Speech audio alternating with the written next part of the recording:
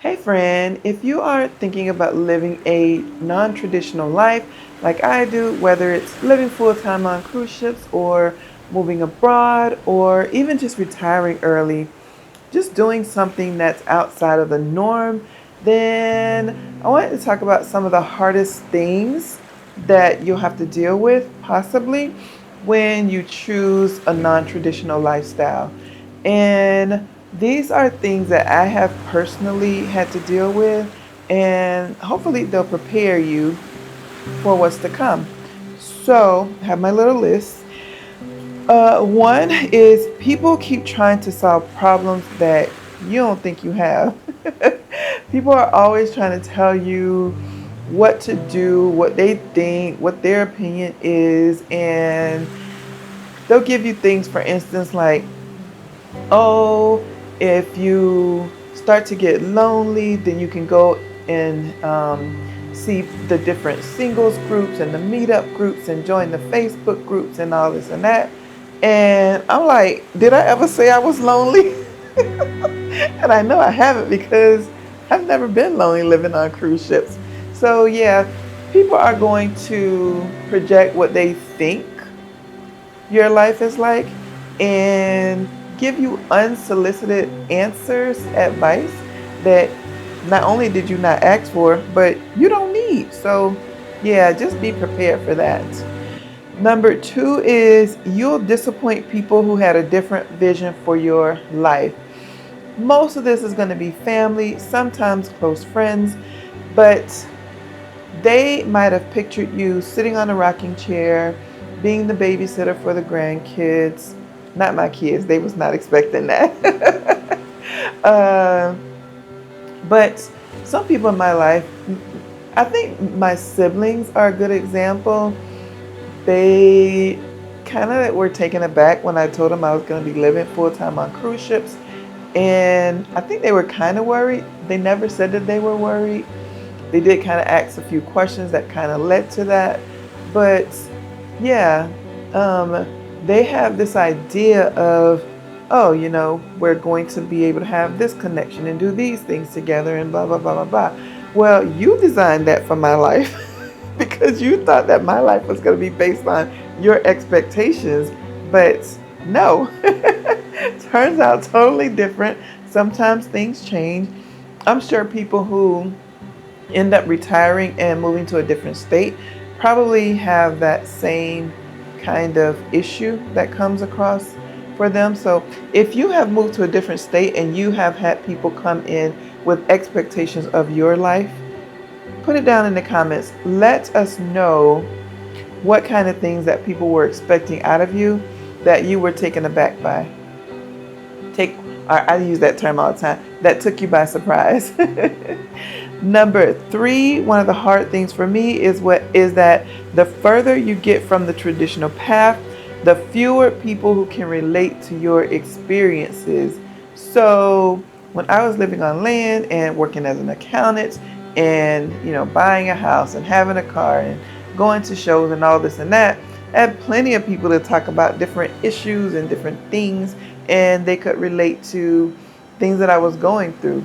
But living full time on cruise ships, besides my audience and very few other people who I have met who live full time on cruise ships, or maybe they don't live full time on cruise ships, but they are on cruise ships for a very long time. I mean, 6 months, 7 months, 9 months out of the year.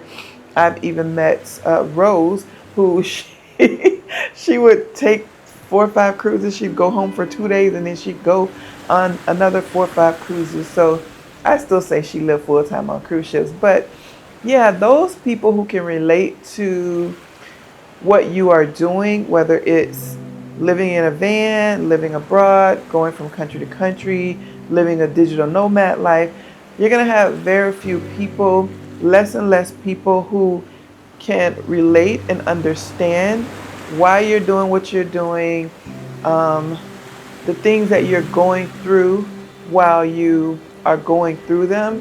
For instance, traveling and points on hotels, different things like that. For me, one of the perks of Grounded Life Retirement Travel Jumpstart program, which I'm a part of. And if you're interested, I'll put a link in the video description if you're thinking of, if that's something that you think you want to be a part of. But we have group trips all the time, and also inside the community. First, there's a training of classes that you take, and then there's a community that comes with it. So inside that community, we can talk about different things like, oh, I'm planning to go to Vietnam. I've never flown to Vietnam before. What are the best airlines, to go to Vietnam? Or I'm thinking about staying in some IHG hotels. Which ones have the lounges in them, and which ones are great to stay at. So I do have that community for me as far as my travel group. Also, people that I meet who live full time on cruise ships. Like I said, I've met quite a few over time, and it's good to be able to have people that you can connect with who can actually understand what you're doing, and you don't have to explain X, Y, Z, A, B, C, 1, 2, 3. They already get it. They already understand it. But again, those are going to be few and far between as far as the number of people who can relate to you. The next one is that every decision feels riskier because there is no roadmap. Now, I know that I'm not the first person and won't be the last person to live full-time on cruise ships, but that I'm aware of, there was not any one particular person or group of people who are already doing this. There was one person, I was watching his channel, Kevin from 30 and Awake, and he was living on cruise ships. So he was kind of the only person that I saw that had a YouTube channel that was kind of teaching what he did, kind of like what I'm doing, but that wasn't really the nature of his channel. I think he was doing camping or living in RVs first, and then he did cruise ships for like a year, and then he moved overseas to Southeast Asia and all the things. But so nobody made a roadmap for me, and sometimes the thing that you're going to do, nobody had a roadmap for you. So there's going to be a lot of things that you have to figure out yourself and just be prepared for them. And hopefully you have that mindset where I can plan and figure things out. Even if I don't know them, I know how to research. I know how to call ahead. I know how to talk to the cruise lines or get on Facebook groups or whatever the case may be. But again, there's no roadmap, so you might be the one who is creating the roadmap. You might be the only person in your family who retired in your 40s. You might be the only person in your family who went to college and got a college degree. You might be the only person in your family who ever left this city, this state, this country, right? So you might be the one who is making the roadmap for your circle. Another one is, number 5 is success becomes harder to measure.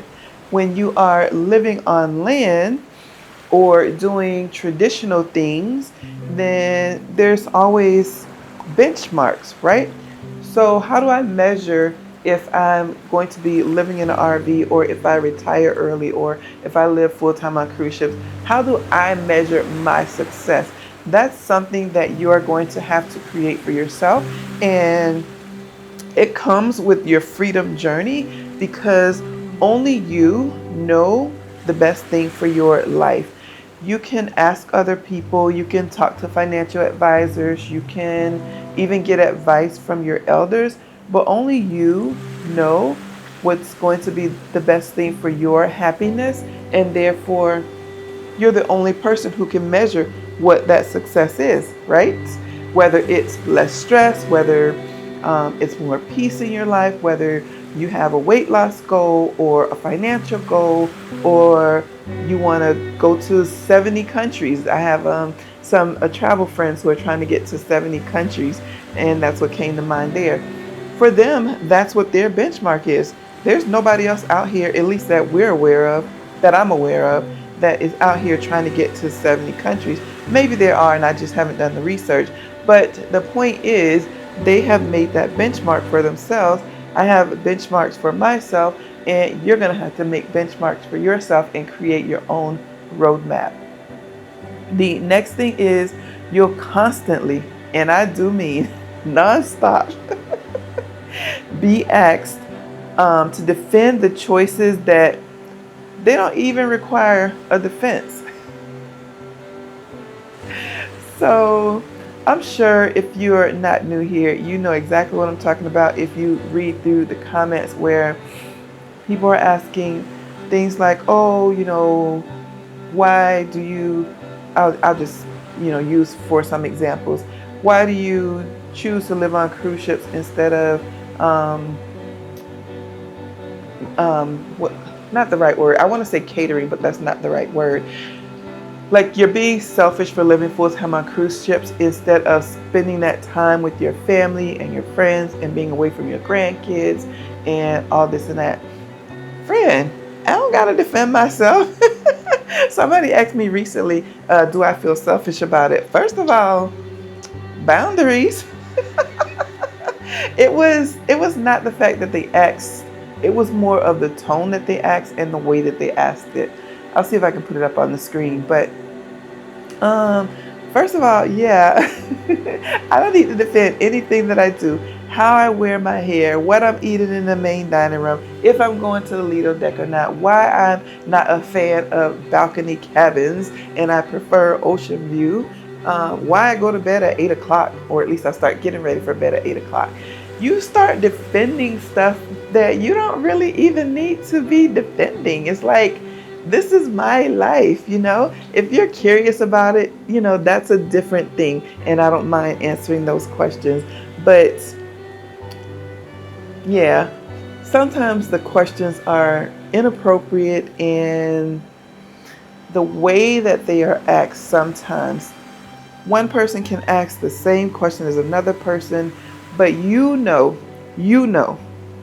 if those are microaggressions where they're trying to place their fears on you or trying to make you doubt your own decisions, and you're going to have to make that decision that, listen, this is my life.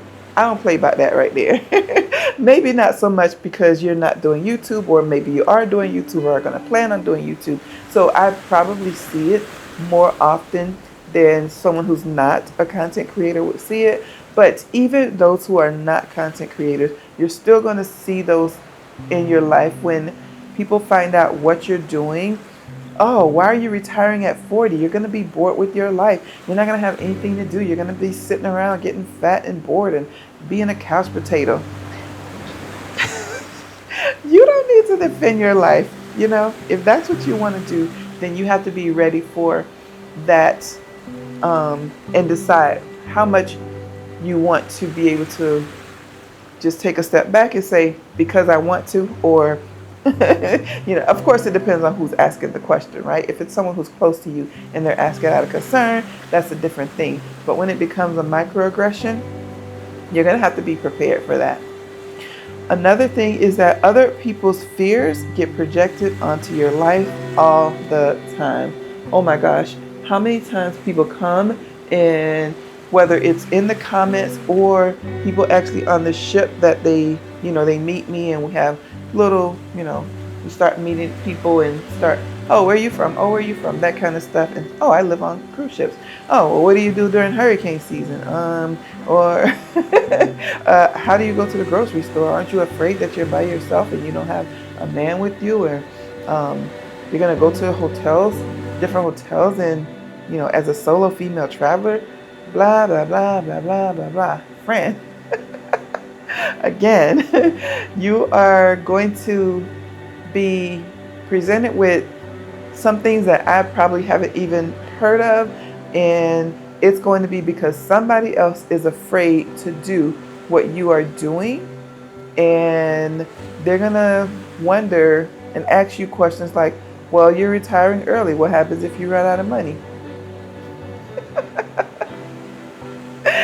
Just be prepared for those and know yourself, know what you're willing to answer and what you're not willing to answer. But you do have to put up guardrails and protect your own peace because you know what's good for you. They don't, and they're bringing their own fear into your atmosphere. and you don't want that for your life, right? The next thing, where am I at? I think I'm on number 8. There is no social proof that you are doing the right thing. And I definitely can attest to that, because before I started doing this, I mentioned Kevin from 30 and Awake, but he only lived on cruise ships for 1 year. And I had heard about Super Mario. I met him on Symphony of the Seas this year over in Miami in January. He was the only person that I had heard of that was living full-time on cruise ships out of the US. I heard of one other lady out of the UK who was living full-time on cruise ships, but both of them were like in their 70s and 80s, and I'm here in my 50s. I never heard anybody who was living full-time for such a long amount of time. Like I said, Kevin only did it for a year, and also who was doing it on a budget, because from the stories that I saw, both of those people were financially well off, which I am not. I retired without millions. So no, that is not my story. And so I really didn't have anybody else to relate to. So there was no social proof that what I'm doing was actually going to work. Again, I didn't even really plan this. It was supposed to be a 90-day sabbatical, and then I was supposed to get my butt back to work somewhere or move over to a low cost of living country. And here I am 2 years later, going on year number 3, and I am now my own social proof. As I learn how to do this, and the more I share with other people, the more I learn myself, because before I make a video, I have to think things out. And even without making videos, I have to do a lot of planning and arranging different things. So I'm growing mentally and learning a lot of things along the way. So I'm even becoming my own social proof. So if you decide to live a non-traditional life, that may be the case for you. Especially if it's something that nobody else has done, or there's very few other people who have done it, and they haven't shared the roadmap, right? They haven't given the tips. They haven't made a video or wrote a book, or at least maybe you haven't found them yet. So yeah, that's something that is one of the hardships of living a non-traditional life. And then also, you have to become comfortable being misunderstood. For me, when I get approached, and I like to talk about my life, because some people are stuck in situations, and at this point in my life, as long as I've been doing it for these 2 years, I feel like now that I believe it's my ministry, and I never know what someone else is going through. So I share when I feel led to, even on this channel, right? I share what I feel led to share, and when I feel led to share it. Like, for instance, people want to know about what happened with my job and my ex-spouse, and all this and that. When I first started doing it, I wasn't ready to share all that. And I know that a lot of people would misunderstand if they don't know the whole story. And nobody's ever going to know the whole story but me, right? The people who were involved in my situation. But, and I'm getting off track. You have to be comfortable with being misunderstood, because other people are not going to understand. The majority of people are not going to understand why you're retiring early, why you want to go live in an RV, why you want to travel abroad and slow travel the world, why you want to relocate to Mexico and live in Merida, why you don't want to stay and be close to your family or your friends. Maybe you don't have family. Your friends, maybe you don't have friends. What your coworkers, why do you want to leave this job early? So it's up to you, again, what you want to share and what you don't. But for me, my mechanism to cope with that is when I get to a point where I feel like, okay, I'm doing my ministry right now as far as what I'm sharing, when I share videos and things like that, but in certain circumstances, I don't feel led to share. And so what I do is I don't say anything. I don't always share. So sometimes people will ask me, well, where are you from? And I know, from experience that when people are on cruise ships and they're making those kind of conversations, they want to know when you get off where you're going home to. So like this ship here, almost everybody is from the UK or somewhere in the UK. And so when they ask me on this ship, since I've been on this ship, um, I'm in a different mode right now, which I don't want to explain it. As I said, there's a time and a place. I don't want to explain it, but when people on this ship ask me, oh, where are you from? Obviously, I stand out, right? Oh, where are you from? I don't say I live full time on cruise ships. I just say, oh, I'm from the US, because I don't want to go outside of my ministry, right? If I feel like there's somebody that I'm supposed to be sharing this with, then I'm going to share it with them. If I feel like in my heart of hearts, you know, they're just being polite and you're not supposed to share this with them, then I just say, oh, I'm from the US, and then I leave it like that, because I don't like small talk. So I don't say, oh, I'm from the US and blah, blah, blah, blah, blah, and do, do, do, do, do, do, do, do. That's just not my personality. And the sun is going down, so I better hurry up and get to this last one, because for some reason my balcony light is not coming on. And the last one I have as far as hardships for living a non-traditional life is, at the end of the day, you are the only person who has to live with your decisions, right? You might be a couple, so you both would have to be the ones to live with your decisions. But yeah, whether you're a couple or a solo person, you are responsible for whether you succeed or fail, right? Where you go in life. If you plan on to retire early, it's up to you if you're going to do it at 40, 45, 50, 39, whatever. You're the only one who can make those decisions for you. Again, you can get people who will give you advice on it, but you can't come back later and say, oh, so-and-so told me I should retire at 55 and I did it at 60, and now I regret wasting 5 years because I know I could have done X, Y, Z, or vice versa.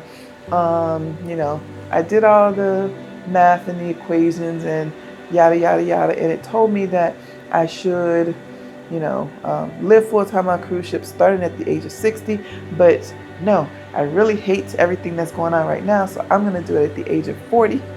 I'm just being facetious, right?